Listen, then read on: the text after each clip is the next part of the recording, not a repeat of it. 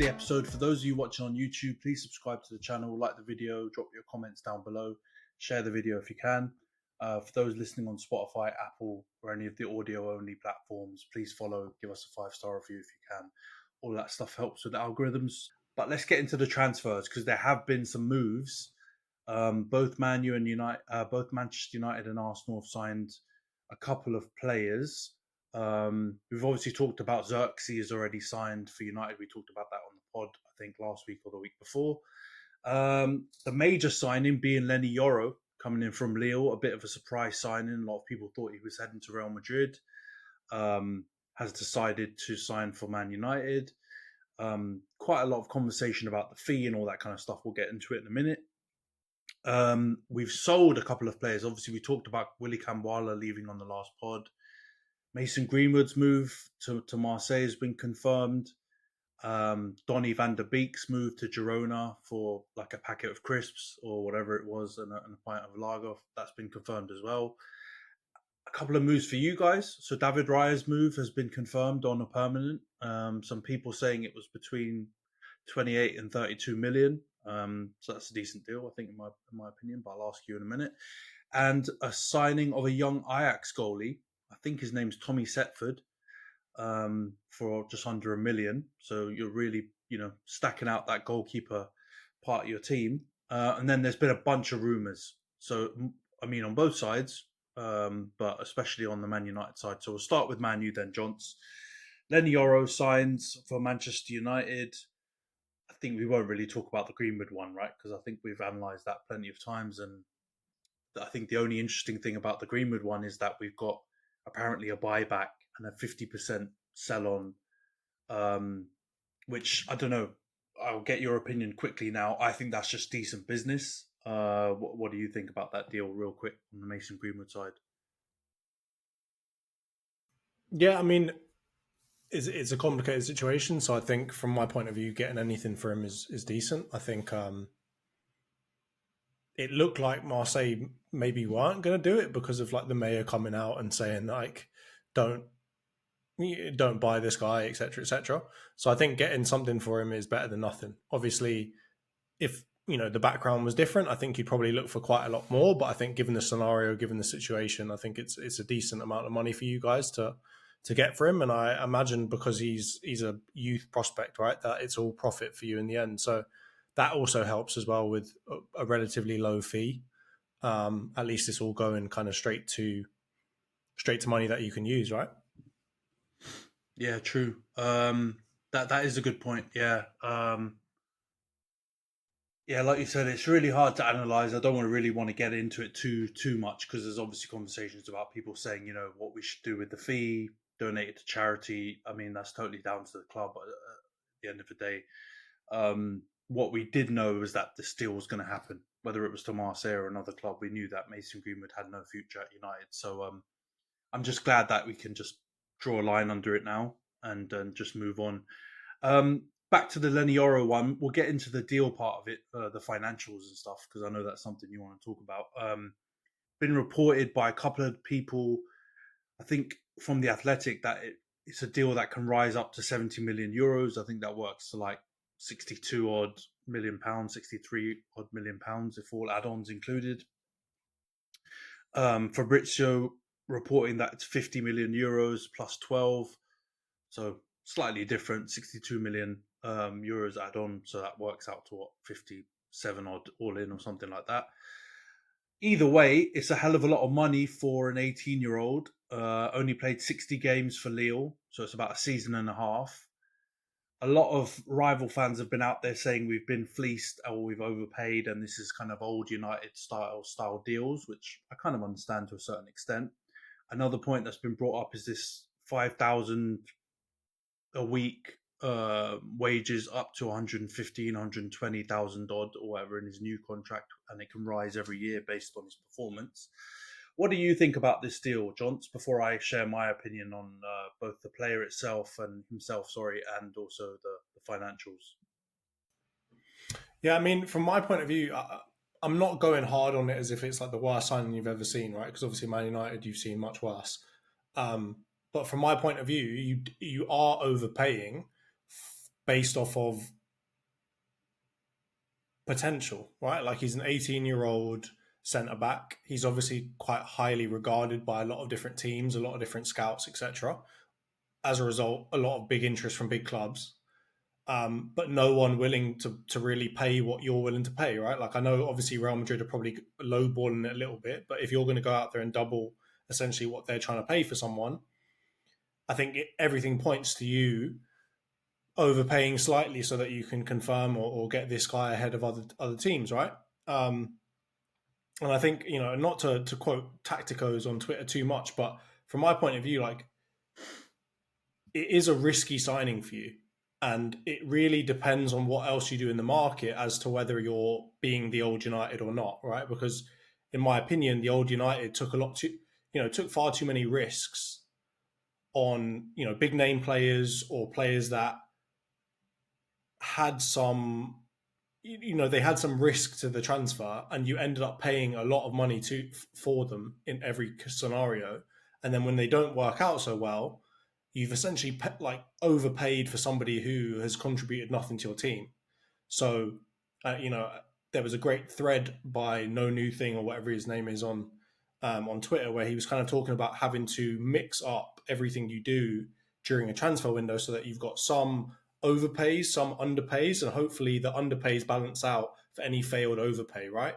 And hopefully anything that you overpay for ends up kind of being worth it in the end anyway, right? So I think from your point of view, it really will depend, because he does seem to be a bit of an overpay, a little bit, not a massive amount, just based off of potential and so on.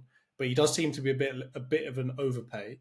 So it will be interesting to see what else you do in the market, right? Like if you go out there and overpay for Ugarte, or you overpay for Fofana, Zubimendi, some of these other people, Delict, whatever else, and then you combine that with overpaying for Yoro, then I would be tempted to say you are the old United, back at it again. So I'm not. I think the jury's still out. I think he looks good. I think in that first kind of preseason game, he looked really, really good. I think it will all be about how you can develop him, how much playing time he can get, what kind of coaching he can get, what the overall morale is like in the team, and whether it's a good environment for a young player to grow and get better. I think a lot of that stuff is dependent on other things outside of his control at Man United. So, it looks good, a bit of an overpay, but I'm not going to condemn you guys to being the old United just yet. Yeah.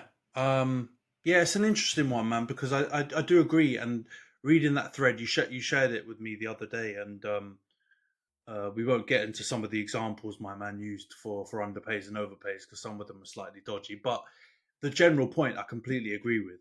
A transfer window should be a blend of players that you're hoping to have paid below their market value for because of whatever conditions, and then potentially maybe one or two players that you may have overpaid for, again, maybe because you needed someone in that position more desperately than other positions, or you were overpaying for someone who was your top target, etc. So all of those things are, I think, at play.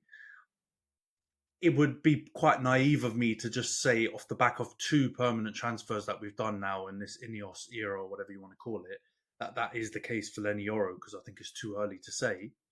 However, I would make that assumption. Now, we talked about Xerxes. I think that one is probably not an overpay or an underpay. It's probably just at market value pay, to be perfectly honest, because he's not been super prolific, but he could be that kind of signing. I think the hope is he comes in as that kind of signing, a bit like, um, a false nine type Firmino type player who comes in and facilitates for other players and doesn't necessarily score loads of goals. If he has that kind of impact, then that can turn into an underpay very quickly. I think if he doesn't bang in loads of goals and just performs in a similar way, for example, than Højlund did in the first season, then I don't even think that's an overpay. I think that's just about the standard cost for a rotational first team player at our, kind of the top six level. So I think there's more potential upside on Xerxes than potentially the downsides. The Yoro one, I think what I've read, obviously you're getting loads of journalists that are coming out as mouthpieces for United, loads of journalists that are coming out as mouthpieces for Real Madrid, for example, in Spain, and then loads of people that are, you know, maybe got agendas against United or whatever. So it's hard to make an informed kind of opinion about Lenny Yoro. But I think what is obvious is if Real Madrid want him, their general targets at this in the last 5 years have been like young players with massive upside that potentially could be, like a top 5 or top 10 player in their position. That's generally who they've signed, right, in the last 5 years, more than anything. So the scouting on his potential as a player should be there. And I feel like they've gone and overpaid slightly. Like, I agree with you completely, purely based on the fact that he was like a market opportunity. I've read somewhere people have described it as that you have to go for because he's a big superstar potential talent player, and you've got to throw your hand in. So I think with the Real Madrid bid that you talked about, they clearly were trying to underbid because their current transfer strategy is to try and get underpays on almost everyone, either free transfers or offer peanuts when the player's in their last year. So I don't really use that as a guide, but I do use the PSG amount as a bit of a guide. And so they offered, I think, 40 to 45 million euros or something along those lines. So I would use that as a decent baseline. And we've overpaid compared to that, right? Whether it's the 62 or the 70, we've clearly overpaid by at least like 40, 50% of whatever they wanted to pay, which is quite a lot. But I'm not mad at it because I don't think it's not one of those ones that make you feel sick to your stomach. Like the Antony one made me feel horrible. The Maguire one made me feel horrible. At the time, I'll give you another example on the flip side. The Pogba one didn't make me feel horrible. Like I felt like, again, similar, maybe a bit more proven than Yoro, but you felt like you had someone who was going to come in and change the position for you. So in the end, I think time will tell. He's super young, and I agree with you. If he's the only business at centre back, then I think maybe it is a bit of old United. If someone else comes in, and you kind of give him the growth to develop, um, and you don't, just put him out in the deep end, then I feel like it's a good deal, and he's someone that will hopefully develop with us and stay at United for a couple of years at least before the big clubs come knocking again. So I'm super happy with the deal. I don't think it's a crazy overpay like some people have said. To be honest, the Arsenal fans, the Liverpool fans, the top 6 fans that have kind of tried to banter us about, I don't really mind because we normally always do that with each other, right? You reminded me about when you guys signed Ben White and all these guys. We also did the same thing to you guys, and it's true. But still, the ones that I found weird is Newcastle, Everton, for example. Have you seen some of them? They're almost bantering us because we didn't want to buy their player, and I'm I like, saw I saw what? a hilarious tweet that said like it's the first fan base ever to be angry at a club for not buying their wonder kid or superstar. Yeah, it's so baffling. Like I've seen threads from Everton fans saying, you're paying X amount for a player who's not prem proven, who's not done this, who's not done that. When Branthwaite was sitting right there, and you could have got him for £70 million. Like, first of all, I don't think they understand currency exchange because £70 million and even €70 million, if that is the total fee, is completely different. And second of all, apparently you don't want to sell him. So if you don't want to sell him, how can you blame us for moving on and getting another target? That's the only thing I will say about this Euro move, which is encouraging for me. I think the fee and all the financial stuff, I agree with you. The jury's still out. It could be old United. It could be new United. We won't know. But the way we've approached the signing is definitely different than old United.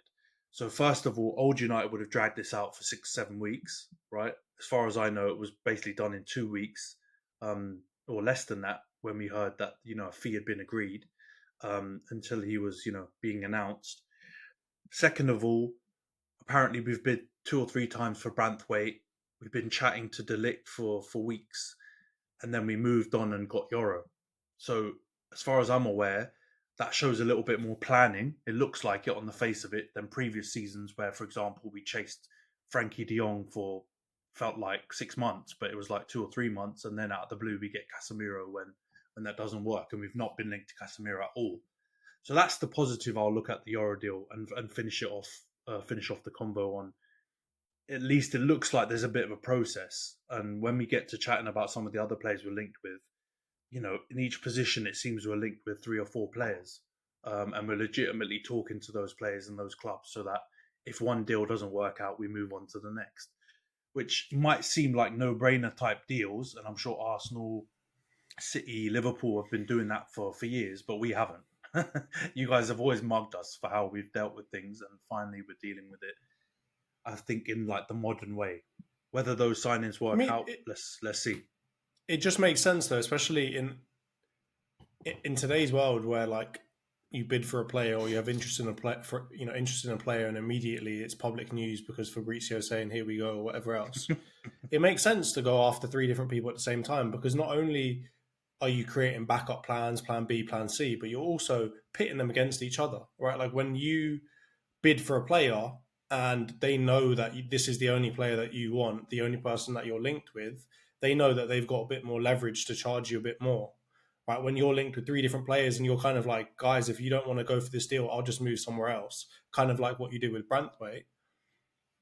It's a lot easier for them to just say, all right, you're going to have to pay this, or we're done. Or maybe you see that they're rope open a little bit and they're actually willing to take something a little bit lower.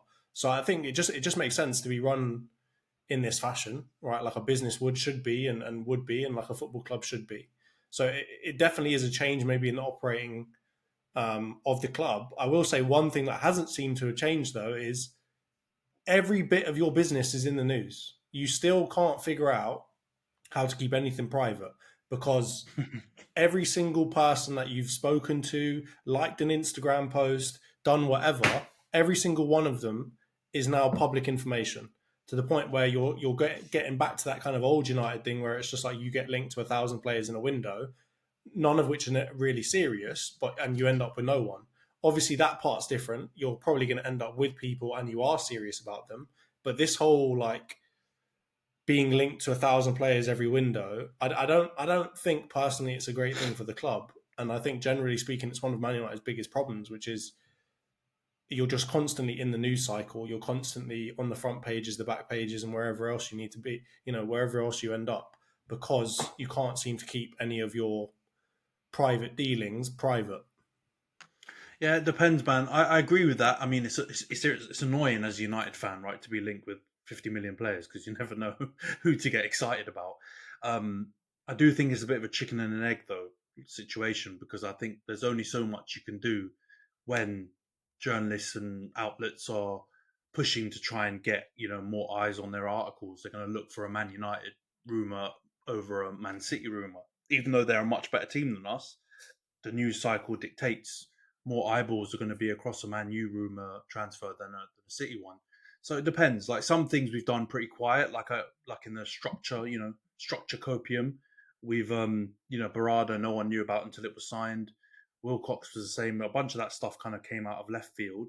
And some of these transfers, I mean, you only hear about them once we've agreed terms with the player or we're like pretty far along, which I think is a minor distinction, but a minor improvement. But I do think, like you said, it's true. I don't think we can change anything about that, though. I just think United are going to pay a lot of news outlets' bills because that's what you go looking for, and that's why you get people still creating random rumors, right? Although I would say the most part, a lot of these, I think there's validity in them, right? We talk quickly Yeah. about the rumored ins. We're definitely chatting to Agate, agreed personal terms with him. We're definitely starting to chat to Fofana and hijack another Milan move, which is pretty jokes. They must hate us by now. Zubamendi, I definitely think there's some interest. Delict, well known, we've agreed terms and we're lowballing Delict Bayern right now. And the Mazraoui one has just come out. So I think we are chatting with all of those people. And I think equally on the outside, now Sancho's linked with PSG. I think that's probably true. I think the Wan-Bissaka rumours are true. The McTominay rumours to Fulham are true, whether or not we sell him or not. And the Casemiro one is going to continue, I think, right until the end of the window with Saudi, because I think they probably want to get other players. And if they don't get other players, they'll come back to Casemiro at the end.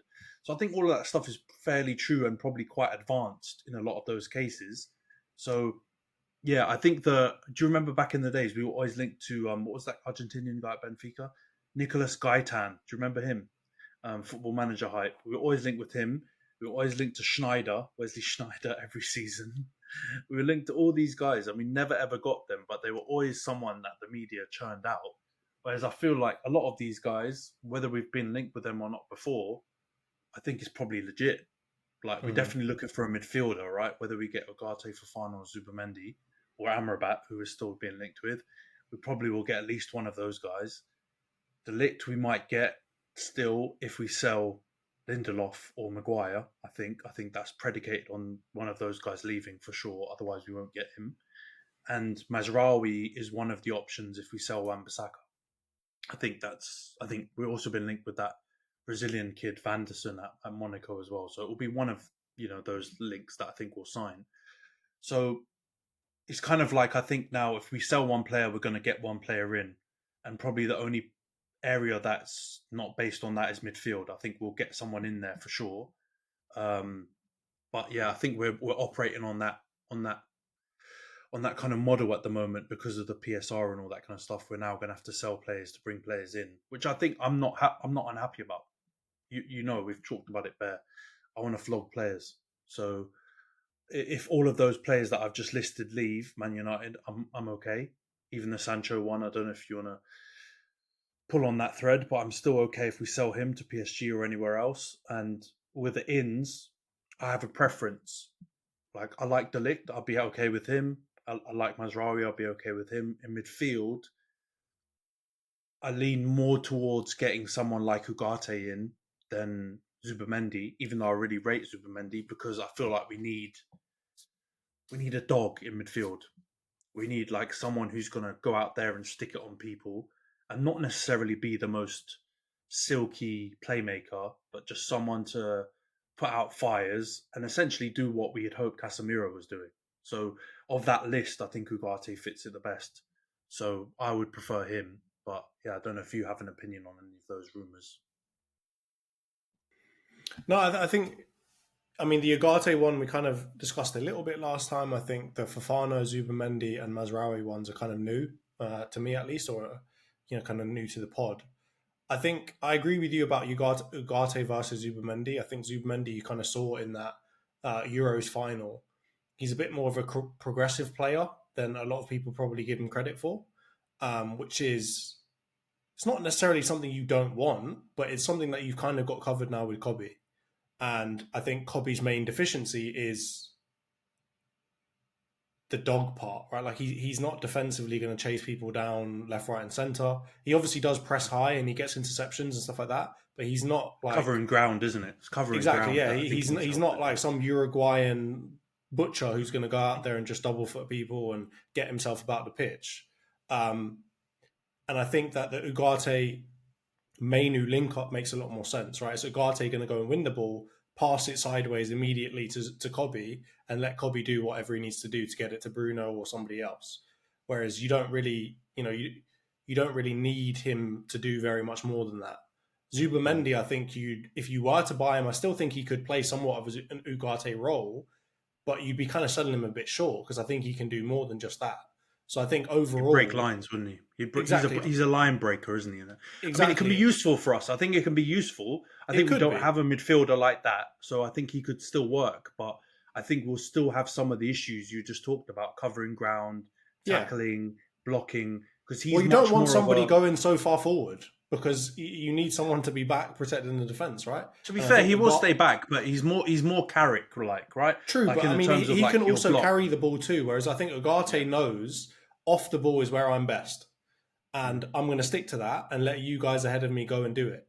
And I think also based off of like underpays versus market potential versus how good they are right now, Ugarte is in a much better position for you to underpay a little bit than Zubamendi, right? Ugarte's stock is relatively low this season after what happened last season at PSG. It didn't go very well, right? And I'm not going to put that on him because I think PSG is a stinker. Right? It's a bit like Man United, right? It's a good ruiner of players depending on what period they're in.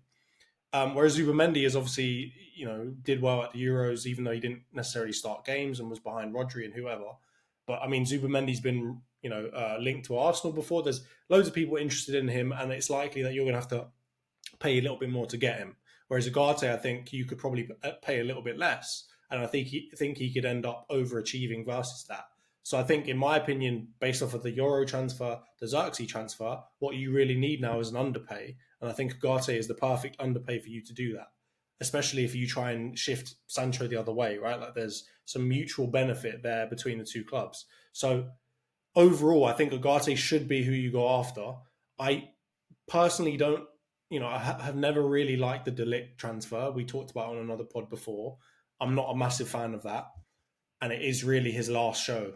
Despite him being very young, if he does go to you and doesn't do well, he's out to Saudi or done for him. To like the 5th or 6th league, maybe Portugal or the Netherlands again. So I don't really like that. But at the end of the day, if you're going to get another centre back, he seems to be the one that is most aligned to actually coming.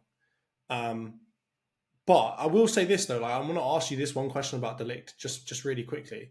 If you go and pay, let's say, 40 million quid for De Ligt, right?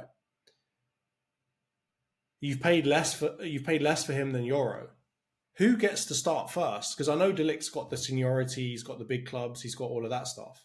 But if I'm Yoro and you've just paid more for me than you've paid for this geezer, doesn't it seem a bit weird to go and start De Ligt? Because from what I've heard from Man United fans, if you do buy De Ligt, it's going to be a De Ligt, Lucho centre back pairing, not a Yoro. Lucho centre back pairing. So where do you stand on that? Do you think if you get De Ligt that he's going to have to be first choice?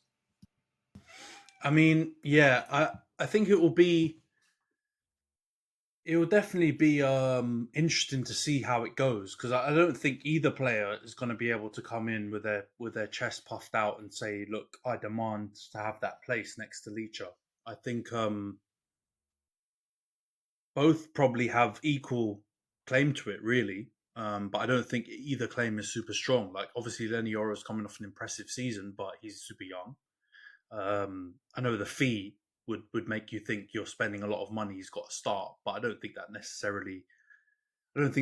necessarily runs true, because we know we're paying a lot for potential, right? So the fee is not based on here and now. It's a lot of it like what you could become.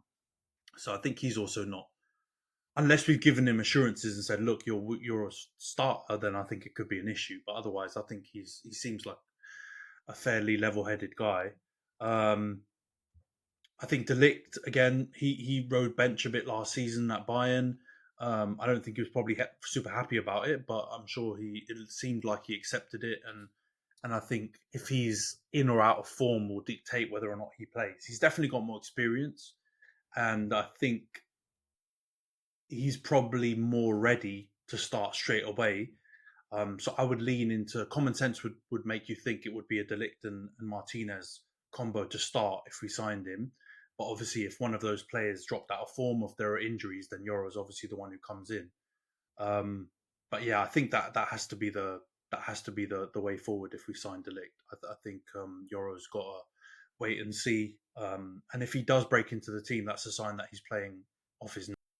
That'll be the only way that he breaks in. Yeah, let's see how that goes. I think there's definitely going to be a lot more activity on the Man United side inbound. I think we'll definitely sign a midfielder. I think if we're able to flog one of the defenders, like I said, I think we'll definitely sign a centre back as well. And right back, I think all indications show that Wan-Bissaka's going to leave, and then when he does, we'll sign the right back to replace.